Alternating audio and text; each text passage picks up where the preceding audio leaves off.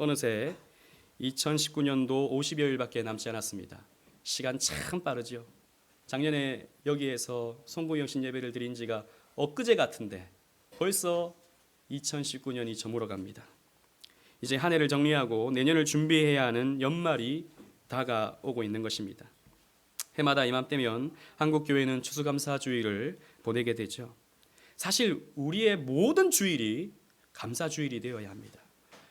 우리가 자칫 잘못하면 추수감사주일에만 감사하고 다른 주일은 그냥 그런 주일로 보내기가 쉬운데 여러분 그렇게 되면 안 됩니다.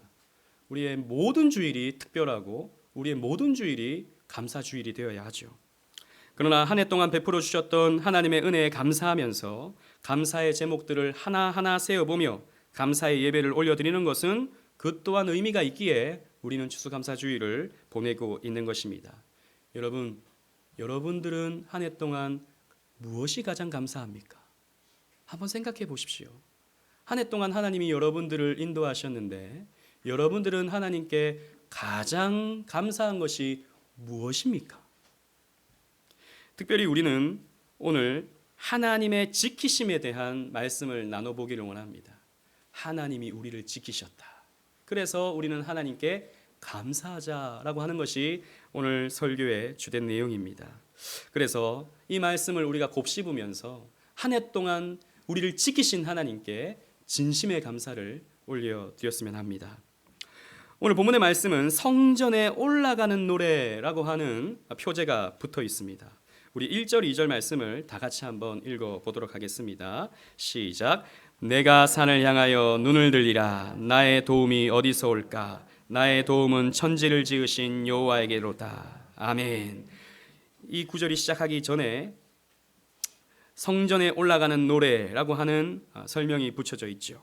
히브리 원문을 보면 그저 올라가는 노래라고 되어 있습니다.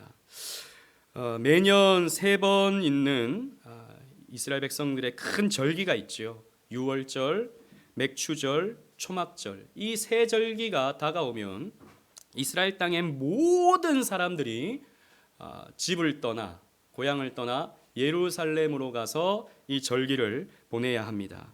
예루살렘을 향하여 올라가던 순례자들이 집을 떠난 이 순례자들이 이 노래를 불렀다 하여 이렇게 소개가 붙어 있는 것이죠. 그런데 여러분 우리는 그냥 이스라엘 백성들이 1년에 3번 이렇게 예루살렘으로 가서 하나님께 제사를 올려드렸다라고 하면 그냥 그런 것처럼 느껴지지만 잘 생각해 보면 이게 보통 일이 아닙니다. 하던 일을 다 내려놓고 먼 길을 일주일 혹은 2주일, 3주까지나 걸리는 그 먼 여정을 집을 떠나서 예루살렘까지 가서 하나님께 예배를 드려야 한다, 제사를 올려드려야 한다라고 하는 것은 참 어려운 일입니다. 여러분 집 떠나면 고생이죠. 집이 제일 편합니다. 그런데 옛날 이 시대에 2000년 전에 아니면 그 이전부터도 있었죠. 뭐 길도 없고 또 교통수단도 마땅치 않을 때에 그 먼 길을 걸어서 예루살렘까지 가서 하나님께 예배를 드린다. 참 어려운 일임에 분명합니다. 어려울 뿐만 아니라 굉장히 위험하죠. 생각해 보십시오. 이렇게 절기를 지키러 가다가 도적과 강도를 만날 수도 있는 것 아니겠습니까? 하나님께 바쳐야 할 제물을 들고 가기 때문에 강도가 나타나서 그거 빼앗아 가면 어떡합니까? 혹은 그 제물을 살 돈을 갖고 가기 때문에 이 도적들이 나타나서 그것을 훔쳐가면 또 어떻게 되는 것입니까? 큰 낭패를 당할 수 있게 되는 것이죠. 그러니까 이 예루살렘으로 순례를 떠난다는 것은 이런 도적과 강도의 위험을 만나게 되는 그런 부담을 갖고 있는 것이죠. 또 한편으로는요, 집에 남아있는 가족들이 또 위험할 수 있습니다. 장정들은 다 가거든요. 남아있는 사람들, 어떤 사람들이냐면 아이를 낳은 지 얼마 안 된 여자들, 그리고 갓난 아이들, 다리가 장애가 있는 사람들, 그리고 몸을 움직이지 못하는 사람들은 집에 남아있는 거예요. 약한 사람들만 집에 남아있습니다. 모든 장정들, 남자들은 다 절기를 보내러 예루살렘으로 가요. 그러면 혹여라도 그 집에 나쁜 놈들이 들어오면 어떻게 되는 겁니까? 불안하죠. 위험한 일입니다, 사실. 게다가 농사 짓던 것들 다 내려놓고 와야 돼요. 저 북쪽 갈릴리 지역에 있는 사람들은 그 농사 짓던 것들 내려놓고 예루살렘으로 왔다가 가면요, 한 3주간 걸리거든요. 그러면 그동안에 누가 그거 뽑아가면 어떡해요? 따먹으면 어떡해요? 거기에다가 이상한 거 뿌려놓으면 어떡해요? 그리고 잡초들이 무성하게 자라서 그 식물들이 잘 자라지 못하면 어떻게 되는 겁니까? 위험한 거예요, 위험한 거. 또 그렇게 집을 비워놨을 때 그 주변에 있던 이방 민족들이 쳐들어오면 또 어떻게 됩니까? 무방비 상태로 당할 수밖에 없는 것이죠. 그리고 이렇게 순례를 떠나는 사람들도 마찬가지입니다. 오랜 시간 걸으면서 더위에 노출되고 추위와 싸워야 하죠. 여러분, 건조한 가나안 땅은 일교차가 장난이 아닙니다. 저도 7월 달에 이스라엘에 간 적이 있었거든요. 한낮에 버스에서 내리니까 못 살겠더라고요. 너무 더워서 아무것도 못 하겠더라고요. 그렇게 더운 때, 특히 이런 초막절쯤은 7월 달이거든요. 굉장히 더울 때 이 절기를 지켜야 하는 것입니다. 그리고 밤에는요, 이 습기가 없다 보니까 굉장히 기온이 또 급격하게 떨어져요. 그래서 한 10도 정도 되는 그런 기온을 보이는데, 이 사람들이 덥다가 갑자기 기온이 떨어지니까 저체온증에 걸려서 죽을 수도 있는 그런 위험에 노출되게 됩니다. 이렇듯 절기를 지키러 예루살렘까지 간다는 것은 상당한 위험을 감수해야 하는 그런 일이었습니다. 돈 많은 사람들이야 뭐 여관에서 자고 또 뭐 이렇게 저렇게 하겠지만, 여의치 않은 사람들은 들에서 자야 하는, 그래서 여러 가지 공격에 위험에 노출되어야 하는 이런 것은 믿음이 없으면 할 수 없는 일이었다는 것이죠. 그래서 순례자들은요, 이 노래를 부르면서 마음을 추스렸습니다. 시인은 이렇게 노래합니다. 내가 산을 향하여 눈을 들리라. 여러분, 왜 산을 향하여 눈을 든다고 했을까요? 우리 한국은 뭐 산들이 워낙 많아서 동서남북 다 산이니까 산이 흔하죠. 산 바라보면 뭐가 나옵니까? 왜 산을 향하여 눈을 든다고 했을까요? 성경은요, 성경의 세계관은요, 이 산은요, 하나님이 계신 곳을 의미합니다. 여러분, 유대인들은 3층적인 세계관을 가지고 있었어요. 즉, 하늘은 하나님이 계신 곳, 땅은 사람이 사는 곳, 그리고 땅 밑 바닷속은 마귀들이 있는 곳이라고 생각을 했습니다. 그래서 하늘과 땅과 바다와 이렇게 표현이 있다는 것은 전 세계, 전 영적이고 또 물질적인 세계를 표현하는 말이죠. 하늘은 하나님이 계신 곳이라고 생각했던 것입니다. 그리고 그 하늘과 맞닿아 있는 것이 높은 산이니 하나님은 산에 계신다라고 생각했던 것입니다. 그리고 실제로 하나님은 시내 산에서 이스라엘 백성들을 만나 주셨고, 또 성전이 있는 시온산에서 이스라엘 백성들과 만나 주셔서 그들의 예배를, 그들의 제사를 받아 주셨던 것이죠. 그래서 시편 68편 16절은 이렇게 노래합니다. 우리 주보에 있는 말씀 다 같이 읽어보겠습니다. 시작. 너희 높은 산들아, 어찌하여 하나님이 계시려 하는 산을 시기하여 보느냐. 진실로 여호와께서 이 산에 영원히 계시리로다. 아멘. 특별히 이 시온산, 성전이 있는 시온산은 하나님이 계시는 곳이라고 이스라엘 사람들은 믿었던 것이죠.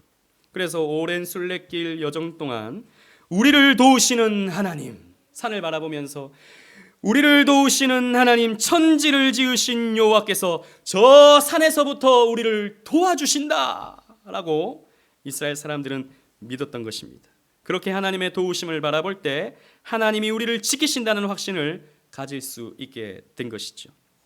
그리고 시인은 이렇게 노래합니다. 우리 3절로 6절 말씀을 또 다 같이 한번 읽어보도록 하겠습니다. 시작.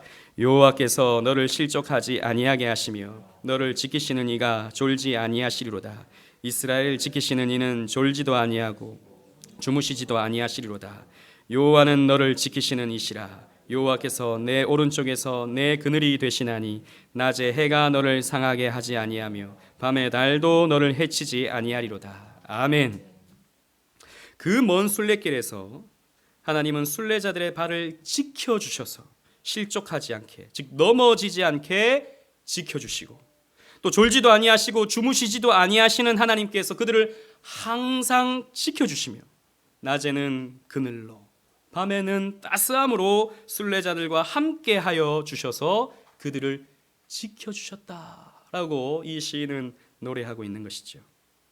그래서 그 두려움이 있는 이 순례자들에게 이 찬양을 부르면서 그 두려움을 이겨냈던 것입니다. 하나님이 우리를 지켜주신다라는 이 찬송으로 말이죠. 실제로 보면요, 이스라엘 역사 속에서 이런 걱정들이 있었습니다. 그래서 하나님은요 이렇게 또 말씀해 주셨죠. 출애굽기 34장 23절 말씀입니다. 다 같이 한번 주보에 있는 말씀 다 같이 읽어보겠습니다. 시작. 너희 모든 남자는 매년 3번씩 주 여호와 이스라엘의 하나님 앞에 보일지라. 내가 이방 나라들을 내 앞에서 쫓아내고 내 지경을 넓히리니 내가 매년 3번씩 여호와 내 하나님을 뵈려고 올 때 아무도 내 땅을 탐내지 못하리라. 아멘. 여러분, 염려하지 말라는 것이죠. 그런 걱정하지 말라는 것입니다. 하나님께서 지켜주니 집을 떠나면 집이 어떻게 되는가, 이런 거 걱정하지 말라는 것입니다. 실제로 이스라엘 역사 속에서요 한 번도 절기 중에 전쟁이 일어나지 않았어요. 아니, 이방인들 참 멍충이들 아닙니까?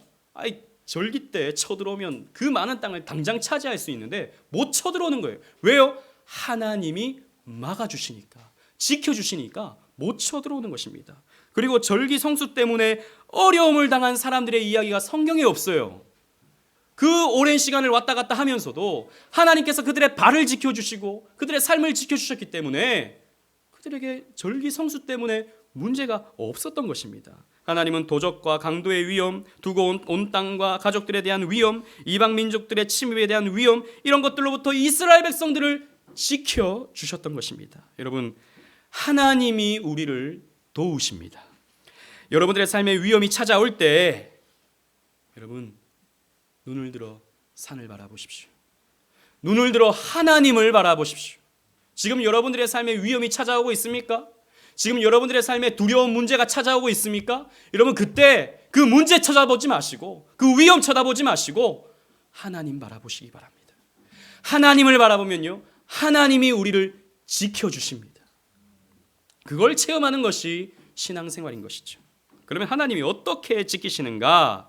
우리 7절로 8절 말씀 다 같이 한번 읽어보도록 하겠습니다. 시작. 여호와께서 너를 지켜 모든 환난을 면하게 하시며 또 내 영혼을 지키시리로다.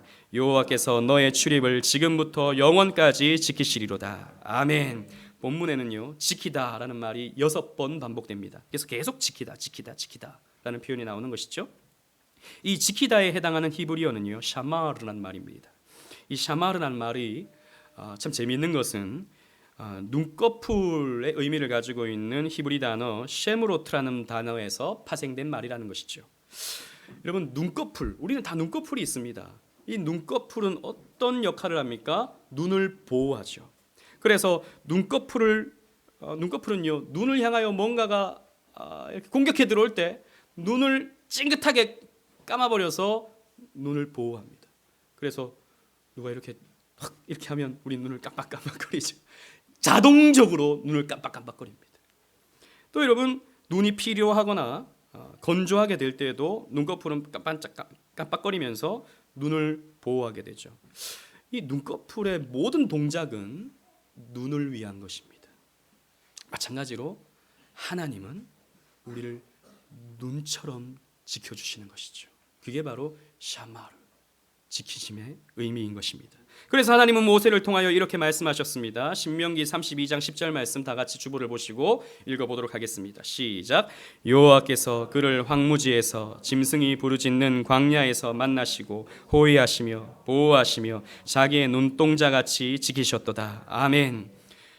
하나님이 우리를 눈동자같이 지켜주신다라고 말씀하고 있습니다. 하나님이 어떠한 상황 속에서도 어떠한 문제 속에서도 우리를 소중하게 여기시고 지켜주신다는 의미인 것이죠. 구체적으로 어떻게 지키십니까? 3가지로 본문은 밝히고 있습니다. 하나님은 나를 지키셨다, 나를 지키신다 라고 말씀하고 있습니다. 그래서 우리를 위험으로부터, 환난으로부터 건지신다 라고 말씀하고 있죠. 그리고 두 번째로 내 영혼을 지키신다 라고 말씀하고 있습니다. 그리고 마지막으로 내 출입을 지키신다 라고 말씀하고 있습니다. 여러분, 순례자가 발이 실족치 아니하도록, 낮에 해와 밤의 달이 상치 아니하도록 그 육신을 지켜주시는 거예요. 또 육체뿐만 아니라 그 영혼까지도 지켜주시는 것입니다. 그리고 마지막으로 출입을, 그리고 우리가 드나드는 모든 우리의 삶까지도 하나님이 지켜주신다라는 것입니다. 여러분 보십시오. 육체와 영혼, 그리고 모든 삶, 이 모든 것을 하나님께서 지켜주신다라고 고백하고 있습니다. 여러분, 곰곰이 한번 생각해 봅시다. 하나님이 여러분들의 육신을 지켜주셔서 여러분 두 다리로 걸어서 이 자리에 온 것 아닙니까? 그죠? 목사님, 저는 차 타고 왔는데요. 차 타고 내려서 계단 타고 올라오고, 이렇게 여러분 앉아서 예배당 앉을 수 있도록 예배당 드나드는 거, 하나님이 여러분들의 사지백체를 온전하게 해주셨기 때문에, 지키셨기 때문에 이 자리에 앉아 있는 것 아닙니까? 하나님이 여러분들을 지켜주신 것입니다. 또 하나님께서 여러분들의 출입을 지키셔서 대단하게 화려한 삶은 아니지만 그래도 우리 다 먹고 살잖아요. 여러분, 오늘 아침 안 드시고 오신 분 여기 계십니까? 먹을 게 없어서 못 드시고 오신 분은 없으시죠? 그냥 늦게 일어나서 못 드셨거나, 아니면 아침은 그냥 거른다 라는 마음으로 못 드셨거나, 아니면 기분이 좀 별로라서 못 드셨거나, 먹을 게 없어서 못 먹는 것은 오늘날 참으로 힘듭니다. 차고 넘치죠. 우리 다 먹고 살 만큼 하나님께서 우리의 출입을 지켜주시는 것이죠. 우리는 마땅히 하나님께 감사해야 할 것입니다. 특별히 저는 오늘 이 중에서 우리의 영혼을 지키심에 얼마나 감사한 것인지를 여러분들과 함께 상고해 보고자 합니다. 여러분, 우리는 일반적으로 하나님의 지키심이라고 생각하면 우리의 건강, 우리의 삶, 이런 것들을 하나님이 우리를 지키신다라고 생각하죠. 그래서 우리의 영혼의 지키심에 대해서는 크게 생각을 안 합니다. 그러나 하나님의 지키심 가운데 가장 중요하고 가장 확실한 지키심이 있다면 그것은 바로 우리의 영혼의 지키심일 것입니다. 여러분, 하나님은 우리의 영혼을 지키십니다. 그래서 우리의 믿음이 어긋나지 아니하도록, 그 어떤 어려운 환경에서도 우리가 믿음을 놓지 아니하도록 우리의 믿음을 지켜주시는 것이죠. 여러분, 우리가 지금껏 나누었던 요셉의 삶을 한번 생각해 보십시오. 또 지난주 우리가 말씀을 나누었던 욥을 한번 생각해 보십시오. 그들은 말로 설명할 수 없는 고난 속에서 하나님을 원망하지 아니하고 하나님의 높으신 뜻을 헤아리는 사람이었습니다. 여러분, 요셉과 욥의 믿음이 너무 좋아서 그런 것이겠습니까? 물론 그런 것도 있죠. 하지만 그 믿음은 하나님께서 주신 것이고 하나님께서 그 믿음을 지켜주셨기 때문에 그 어려운 환경 속에서도 믿음을 잃지 아니하고 하나님 앞에 감사의 고백을 하는 것이죠. 여러분, 믿음은요, 우리의 사유물이 아닙니다. 믿음은 내가 만들어낼 수 있는 것도 아닙니다. 믿음은 하나님께서 주시는 선물이죠. 하나님의 것입니다. 그래서 그 믿음은 하나님께서 주시기 때문에 우리에게 한번 주어지게 되면 하나님의 영원하심 때문에 그 믿음은 우리에게 있어서 영원하게 되는 것이죠. 그런데 그 과정 속에서 하나님은 우리의 믿음을 지켜주시는 것입니다. 이것을 교리적으로 견인이라고 말하는 것이죠. 특별히 저는 사도행전 7장에서 스데반의 죽음에서 하나님의 그 영혼의 지키심을 생각하면 참 감격스럽습니다.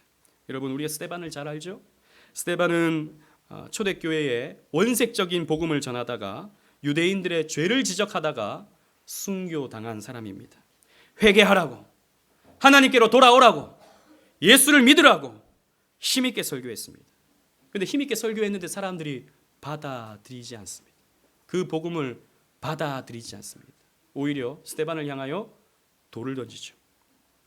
스데반의 설교에 기분이 나빴던 유대인들은 스데반에게 죽으라고 돌을 던진 것입니다. 이때 스데반은 억울하거나 당황스러울 수 있습니다. 아니, 하나님의 일을 하는 거잖아요. 하나님께서 그 뜨거운 마음을 주셔서 예수 믿지 않는 자들에게 예수 믿으라고 복음을 선포한 거잖아요. 주님께서 기뻐하실 만한 일을 한 거잖아요. 그런데 돌이 날라옵니다.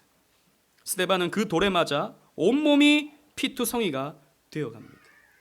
그러나 그러함에도 불구하고 스데반은 하나님을 원망하지 않죠. 예수님을 원망하지 않습니다. 스데반은 끝까지 믿음을 지키면서 아름다운 신앙 고백을 하게 됩니다. 그런데요, 저는 이 장면에서 가장 결정적인 장면이 이 장면이라고 생각합니다. 우리 사도행전 7장 55절 말씀, 55절 56절 말씀 주보에 있는 말씀인데요, 다 같이 한번 읽어보겠습니다. 시작. 스데반이 성령 충만하여 하늘을 우러러 주목하여 하나님의 영광과 및 예수께서 하나님 우편에 서신 것을 보고 말하되 보라 하늘이 열리고 인자가 하나님 우편에 서신 것을 보노라 한대. 아멘. 스데반이 순교를 하기 전에 돌이 막 날라올 때 스데반은 얼마나 두려웠겠습니까? 여러분, 돌이 날라오는데 그게 얼마나 무섭겠습니까? 그런데요, 그때 하나님 우편에 계신 예수님께서 친히 일어서서 그 모습을 지켜보고 계신 것을 스데반은 본 것이죠. 예수님께서 친히 일어서서 스데반의 그 장면을 보고 있었던 것입니다. 여러분, 이것은 어떤 의미일까요? 혹자는 스데반을 맞이하시기 위해서 예수님께서 일어나 계셨다, 이런 표현을 하기도 합니다. 좋은 표현이라고 생각합니다. 근데 저는요, 맞는 그 장면에서 예수님께서 서 계셨다라고 하는 것은 그 스데반의 믿음을 지켜주시는 거예요. 스데반아, 내가 너 지켜보고 있다. 내가 너를 지키고 있다. 돌은 날아오지만 내가 너를 지키고 있다. 너의 그 믿음을 내가 붙들고 있어. 그 믿음을 내가 지키고 있어. 그래서 너는 원망하지 않을 거야. 그래서 너는 불평하지 않을 거야. 여러분, 하나님은 그 날아오는 돌을 부셔뜨릴 수 있는 분이잖아요. 얼마든지 그 육신을 지키실 수 있는 분이잖아요. 그 날아오는 돌을 가루로 만드실 수 있는 분이잖아요. 그런데 돌은 날아오는 거예요. 그 육신은 피가 가득한 거예요. 그런데 그 믿음은 흔들지 못하는 겁니다. 그 믿음은 잃어버리지 않는 거예요. 왜? 예수님께서 그 믿음을 꼭 붙들고 계시기 때문에, 그 영혼을 꼭 붙들고 계시기 때문에 스데반은 끝까지 믿음을 지킵니다. 그래서 사도행전 7장 59, 60절 말씀을 보면 그들이 돌로 스데반을 치니 스데반이 부르짖어 이르되 주 예수여 내 영혼을 받으시옵소서 하고 무릎을 꿇고 크게 불러 이르되 주여 이 죄를 그들에게 돌리지 마옵소서. 예수님과 같은 고백을 하고 있는, 참 위대한 신앙 고백을 하고 있는 것이죠. 예수님께서 그 믿음을 지켜주셨기 때문에, 일어서서 그 장면을 지켜보면서 그 믿음을, 그 영혼을 지켜주셨기 때문입니다. 여러분, 마찬가지입니다. 하나님이 우리의 영혼을 지켜주셨습니다. 그 결과 여러분들이 이 자리에 앉아 있는 거예요. 이 자리에 앉아 있는 것이 매주마다 반복되니까 또 우리는 일상이 되어버리죠. 예배 드려야 되니까 예배 드리는 것이고, 주일이니까 내가 예배 드리는 것이고. 아닙니다, 여러분. 하나님께서 여러분들의 믿음을 지켜주셨기 때문에 여러 가지 바쁜 일이 있어도, 여러 가지 문제가 생겨도, 답답하고 침울한 그런 마음이 내게 생겨도 하나님을 원망하지 아니하고 그래도 내가 하나님을 예배해야지라는 마음을 가지고 이 자리에 앉아 있다는 것은 하나님이 여러분들의 믿음을 지켜주셨기 때문이에요. 여러분, 그래서 우리는 하나님께 감사할 수 있어야 됩니다.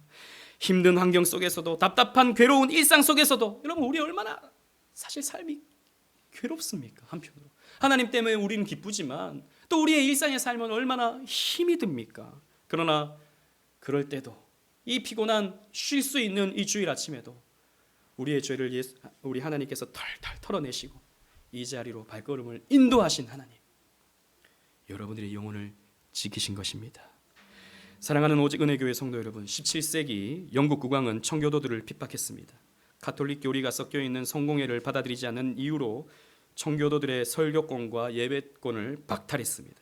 그러던 1620년 청교도 102명은 신앙의 자유를 찾아 미국 대륙으로 항해를 떠났습니다. 그들이 이렇게 항해를 떠난 것은 다른 이유가 아니었습니다. 마음껏 예배하고 싶은 것이었습니다. 본인들의 신앙 양심대로, 성경대로 예배드리고 싶은 그 마음 하나 가지고 미지의 땅, 아메리카 대륙으로 항해를 떠났던 것이죠. 그러나 3개월 동안에 이어진 항해는 녹록한 것이 아니었습니다. 먹을 것이 귀해 절식과 금식을 계속해야 했고 대서양의 풍랑과 파도는 상상을 초월했습니다. 그래서 여러분, 미국 땅 매사추세츠에 도착했을 때 이미 반 이상이 목숨을 잃었습니다.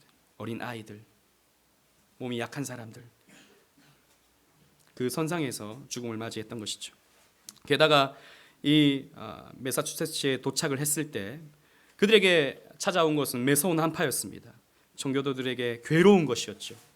그러나 아메리카 인디언들이 베풀어준 도움 때문에 근근히 겨울을 이겨낼 수 있었고, 그 해에 인디언들의 도움으로 심은 옥수수를 가을에 심어 추수하여 거두어 드리면서 하나님께 감사의 예배를 올려드렸습니다. 여러분 생각해 보십시오. 그 배 안에서 핏덩이를 잃어버렸습니다.